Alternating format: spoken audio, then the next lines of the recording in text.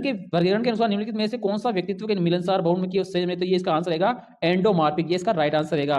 निम्नलिखित में से कौन सा कथन सही है, तो ये है पियाजे के अनुसार आत्मसाकरण अनुकूलन की प्रक्रिया, ये राइट है। किसी वस्तु के बारे में वस्तुनिष्ठ या वास्तविक ढंग से सोचने की क्षमता, ये भी राइट है, और वही ये भी राइट है। तो इसके अंदर ए बी सी तीनों ही आपके राइट रहने वाले हैं। आगे चलते हैं, सीखने के सकारात्मक हस्तांतरण को अधिकतम करने के लिए शिक्षक को क्या करना चाहिए, तो इसके अंदर ये पहला वाला चर्चा का उपयोग, सुनिश्चित करके सामान्य सिद्धांत समझ में आ जाए, ये भी राइट है।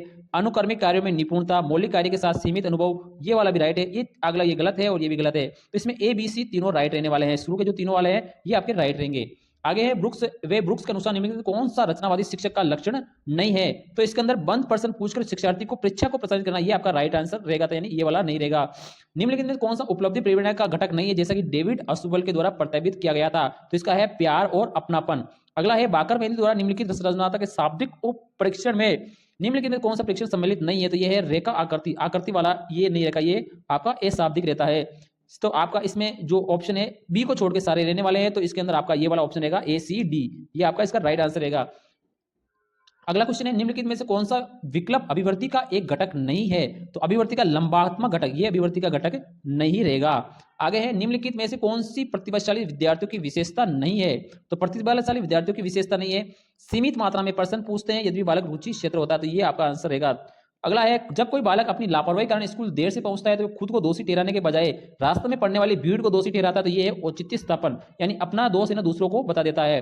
निम्नलिखित में से शिक्षा मनोविज्ञान का कौन सा क्षेत्र सामाजिक प्रक्रिया के अंतर्गत वर्गीकृत नहीं है, तो यह है आत्मभाव वर्गीकृत नहीं है। अगला क्वेश्चन है, एक नियम जो इस बात पर बल देता है कि यदि अनुक्रिया उत्पन्न होने पर प्रबलन प्रदान होता है तो उद्दीपक अनुक्रिया संबंध दृढ़ होते हैं, तो इसका जो राइट आंसर रहेगा वो है प्रभाव का नियम। अगला है, सचिन विद्यालय की संपत्ति को नुकसान पहुंचाता है, धमकाने और मजाक उड़ाने से करते में शामिल होते, तो ये किसके अंदर आएगा, तो ये आएगा आक्रामक प्रवृत्ति, इसकी आक्रामक प्रवृत्ति के अंदर आएगा। अगला है, किशोरावस्था के दौरान भावनात्मक बढ़ने से निम्नलिखित कौन सा कारक नहीं है, तो इसके अंदर जो आपका राइट आंसर रहेगा मित्रों और परिवार के सदस्यों के साथ द्वंद, सामाजिक अपेक्षाएं, समान लिंग के सदस्य, व्यवसाय घटाए, तो इसका आपका जो आंसर रहेगा ये आपका ये वाला रहेगा, तीसरा वाला ऑप्शन राइट रहेगा।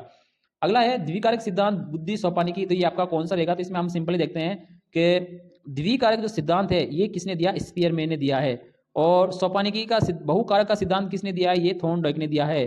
सोपानिकी का सिद्धांत ये किसने दिया है, वर्नन ने दिया है, और प्रतिमान का सिद्धांत ये किसने दिया है, गिलफोर्ड ने। तो पहले का आपको देखना है चौथा, पहले का चौथा ये सब है, और फिर दूसरे का सोपानिकी सिद्धांत हो गया, दूसरे का सोपानिकी, दूसरे का दूसरा, ये आपका ये वाला ऑप्शन चौथा वाला राइट रहेगा।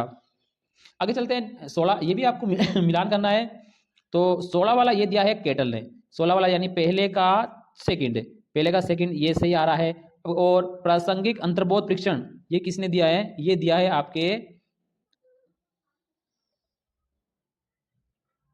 इसमें जो रहने वाला है आपका पहले का केटल, यानी ये पहले में दूसरा, ये वाला आपका ये वाला ऑप्शन राइट रहेगा, इसे आप मिलान कर सकते हैं। अगला है, रुचि गुप्त अवदान है, अवदान रुचि का क्रियात्मक रूप है, रुचि और अवदान के मध्य संबंध, ये किसने दिए, ये परिभाषा किसने दी थी, ये ड्रेवर ने। फिर अगला है, निम्नलिखित में से कौन सा जन्मजात प्रेरक नहीं है, जन्मजात प्रेरक है वो है प्यास, भूख, लैंगिक और आक्रामकता, तो ये लैंगिक वाला ये उत्प्रेरक नहीं है। अगला है, निम्नलिखित में कौन सा एक समता थ्रस्टन द्वारा प्रतिपादित मूल सामाजिक समताओं में सम्मिलित नहीं है, तो ये आपका रहेगा शाब्दिक, ये शाब्दिक नहीं रहेगा। अगला है, इसका जो आंसर रहेगा आपका परिसरमी, आपका रहेगा परिसरमी। और लास्ट क्वेश्चन है इसका ऑप्शन रहेगा ये तीसरा वाला।